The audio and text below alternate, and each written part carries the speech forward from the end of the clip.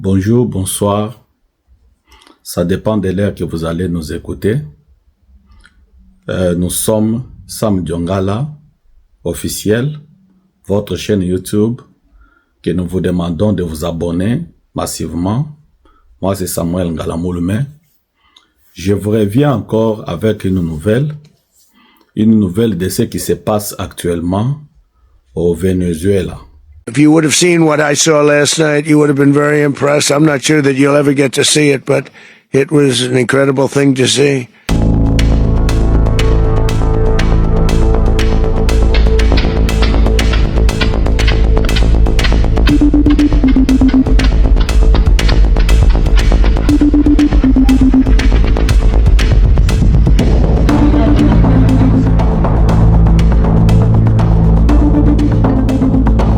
We can't take a chance that somebody else takes over Venezuela that doesn't have the good of the Venezuelan people in mind. So we're going to stay until such time as we're going to run it, essentially, until such time as a proper transition can take place.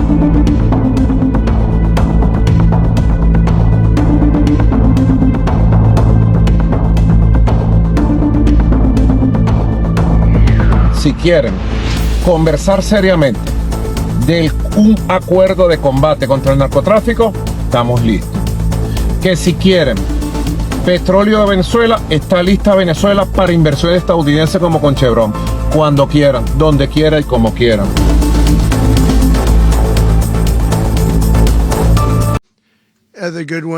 Et cela s'inscrit donc dans une tradition très forte et une histoire puissante comme l'attaque contre Qassem Soleimani, l'élimination d'al-Baghdadi ou l'éradication des sites nucléaires iraniens récemment. Dans le cadre d'une opération nommée Midnight Hammer, marteau de minuit. Toutes ces opérations ayant été parfaitement exécutées. Aucun autre pays au monde n'aurait pu accomplir ce que l'Amérique a accompli hier, et dans l'espace d'un temps très réduit. Toutes les capacités militaires vénézuéliennes ont été neutralisées grâce à la collaboration de l'armée américaine et des forces de l'ordre américaines durant la nuit. L'opération a eu lieu dans l'obscurité. Les lumières de Caracas étaient éteintes en raison de l'expertise de nos troupes. Ville obscure, ville mortelle. Mais Nicolas Maduro a été capturé avec son épouse, Cilia Flores. Ils vont maintenant faire face tous les deux à la justice américaine. Maduro et Flores ont été mis en examen dans l'État de New York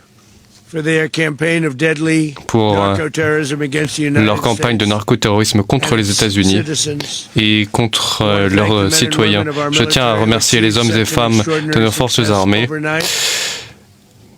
Ils ont accompli, ils ont remporté une très grande victoire.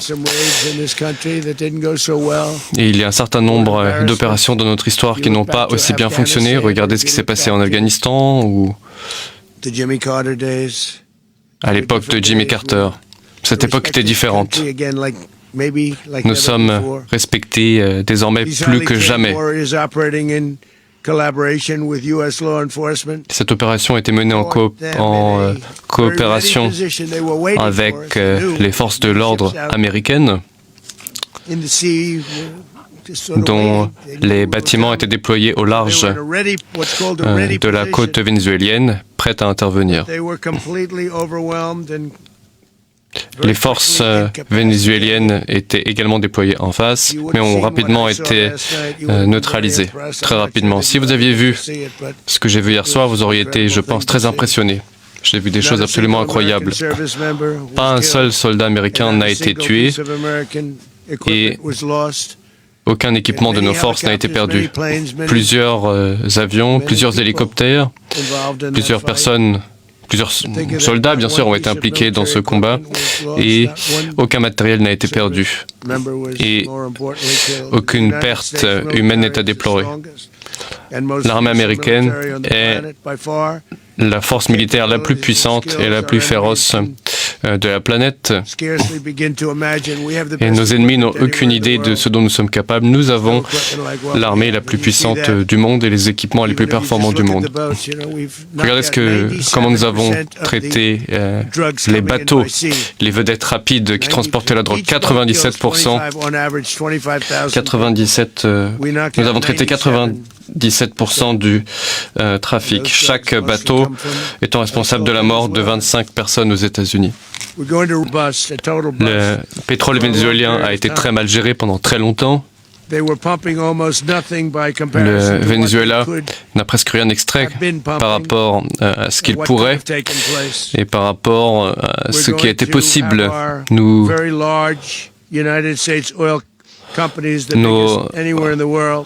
grandes compagnies pétrolières, les plus grandes du monde, vont entrer sur le marché, dépenser des milliards de dollars, réparer l'infrastructure délabrée, l'infrastructure pétrolière, et vont commencer à faire gagner de l'argent à ce pays. Nous sommes prêts à lancer une seconde attaque encore plus forte si nécessaire. Nous étions prêts à lancer une seconde vague de frappe si cela avait été nécessaire.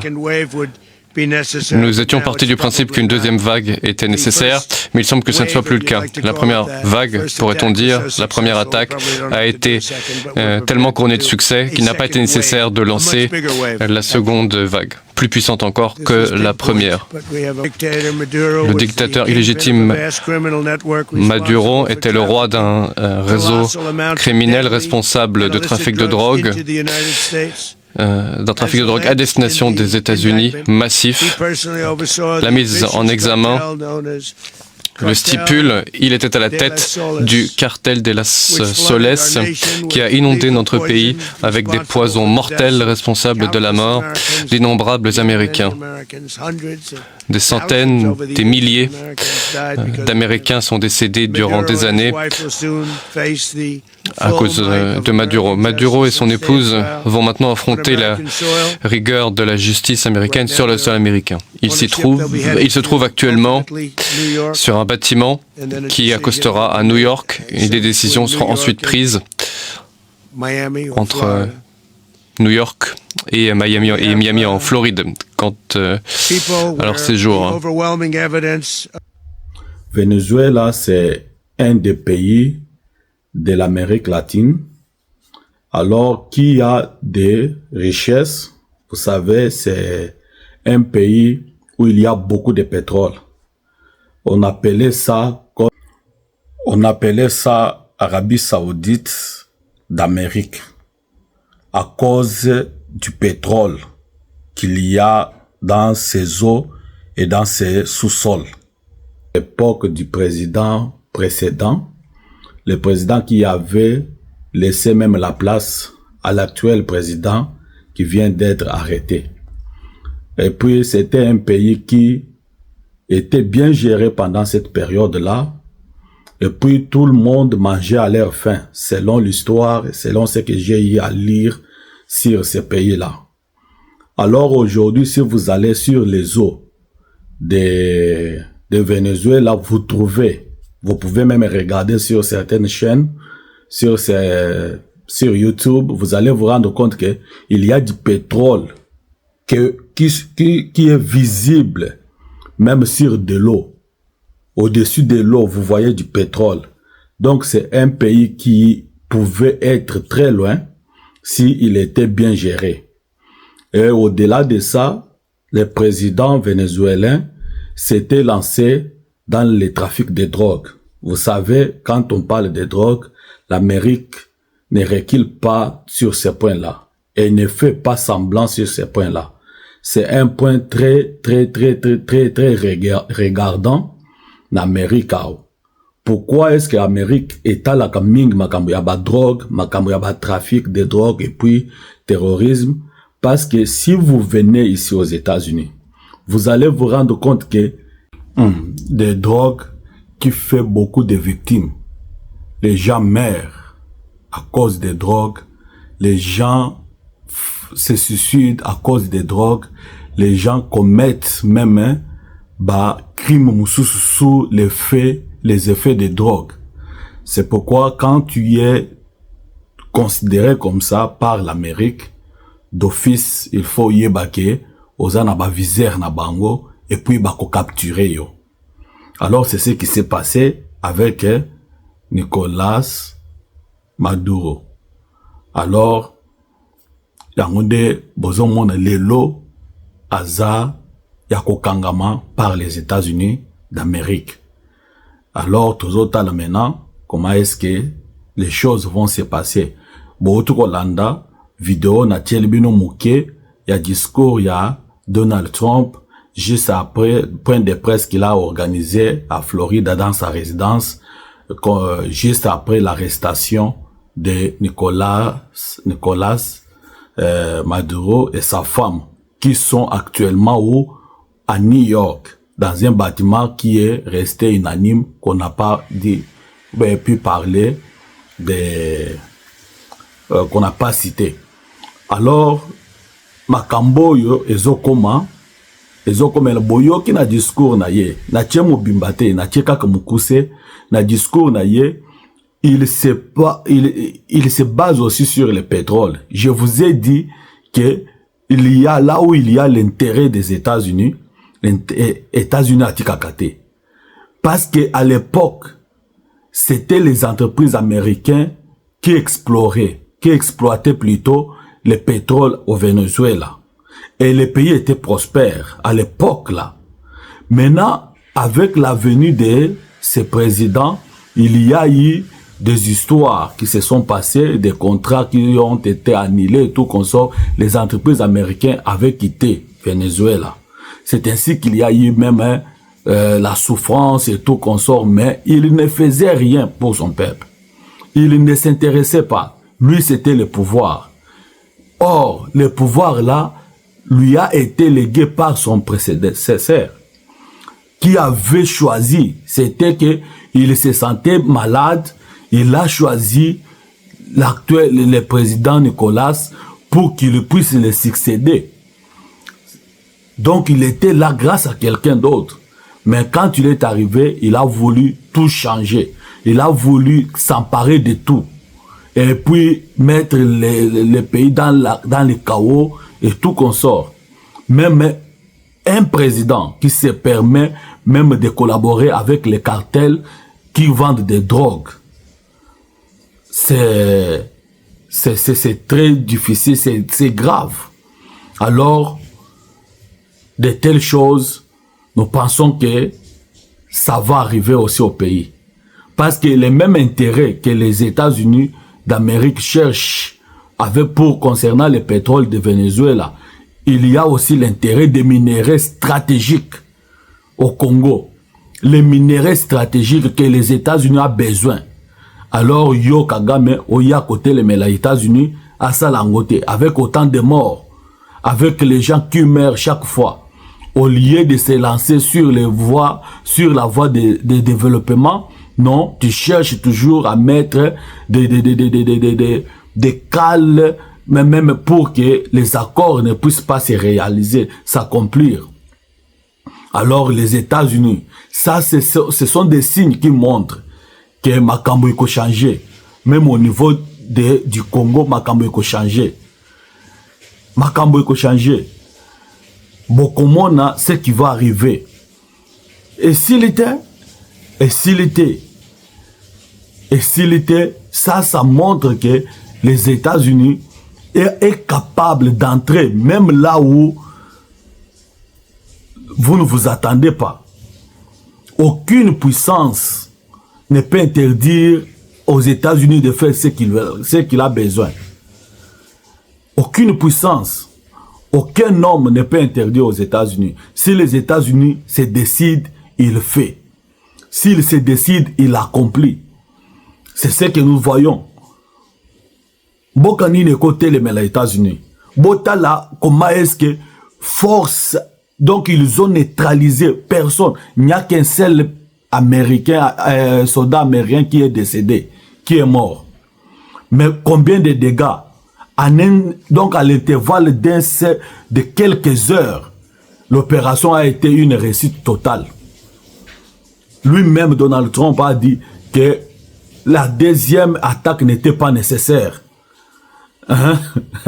Botika, États-Unis, Ezasuka, Eza makambo ya lisekite. Tango Rwanda azo sala makambo wana ba yebite na ba petre nini bazo mikotisa. Hein? Bazo yebate. Le jour que les États-Unis vont se décider, et ça ne sera pas pour longtemps, parce que c'est ça maintenant notre lutte. Hein? Félix ne dort pas. Akola la tête tant que makambo wana esilite. Dilo bomoni azolo bel makambo pétrole, pétrole à Venezuela. Donc pétrole toza pena makambo ebele na Congo. Ba minéraux oyo, so bomoni ba entreprise oyo zo tongama o ya technologie eza ebele. Hein? Dernièrement, je suivais ils veulent maintenant, ils construisent une très grande entreprise pour la fabrication de puces. Et ces puces-là, ils ont besoin de matières qui proviennent aussi du Congo. Alors, on construit ça à Arizona. Ils sont en train de construire. Et ces entreprises-là se construisent presque dans beaucoup de coins des États-Unis parce qu'ils ne veulent plus dépendre des puces provenant d'autres pays d'Asie. Alors, aujourd'hui, bisson de toujours comprendre te place ça monde des okende. Aujourd'hui, beaucoup d'États, beaucoup de grandes puissances sont derrière l'évolution technologique, sont derrière l'intelligence artificielle, sont derrière la transformation énergétique, sont derrière beaucoup de choses qui se passent. Alors, quand tu regardes les matières premières, la plus grande partie se trouve où? En Afrique ou au Congo. Alors, les États-Unis à côté de Congo, Bongo, Atike la yo Rwanda, Congo. Non. À côté de le Congo, autant, bakoti na mboko yo, ya Venezuela, autant bakokoti na Rwanda, si il le faut. S'il le faut, bakokota. Alors, tozo zela, tour ezali. Tour nabiso ezali. Alors, déplacer, Kagame akomona yaye. Déplacer, akosubir yaye. Parce que, il faut à un moment, Kotala, au salaire analyse, comment j'ai commencé, où est-ce que je suis et qu'est-ce que je dois faire. Hein? Parce que la politique évolue avec le temps. La politique n'est pas statique, elle est dynamique. La politique, qu'elle soit nationale, régionale, sous-régionale ou internationale, elle est dynamique. Elle change avec le temps, avec les époques. Elle change avec le temps, avec les époques. Alors si toi, tu ne sais pas évoluer avec la politique, d'office, tu seras obligé d'être stationné quelque part et puis c'est des conséquences qui vont t'éduquer. Bon, Kagame azo risqué. Oyo ezaba exemple. Oyo il faut être yaye. Été yaye, mais apparemment azo comprendre le mode d'emploi y a États-Unis. États-Unis eza intérêt ou rien. Intérêt na ye, place intérêt ya États-Unis ezali. Yozo ya ko étouffé, yeba ke bakozala simana yo. C'est de même que oyezo le Canada Venezuela aujourd'hui. Peut-être, tozo confirmé peut-être, Eko le Kapé est pas ennemi à Congo. Eko le Kapé wana, Amérique et Kendaka partout. Eko Sengapé, bangwana monde entier bazo sala ba message yao ba violer intégrité territoriale boy wana État l'Amérique té. État l'Amérique té. Les États-Unis, tant que tu as une grande puissance au monde, besoin de mater. Et puis, en tant que grande puissance au monde, mon côté, écopé sa bango ba dictat. Bangonde bazo décider en premier et dernier ressort. Le lot Nicolas Maduro à subir yaye, mais tozo bangela maintenant mutu moko na Afrique. Tozo bangela ye, tozo bangela Kagame. Kagame doit faire beaucoup d'attention. Il doit revenir à lui-même pour pouvoir penser na avenir ya mboka na ye, na avenir ya ye moko. Parce que Amérique, la signature du président américain compte. Dans le Bakangou la fois passée.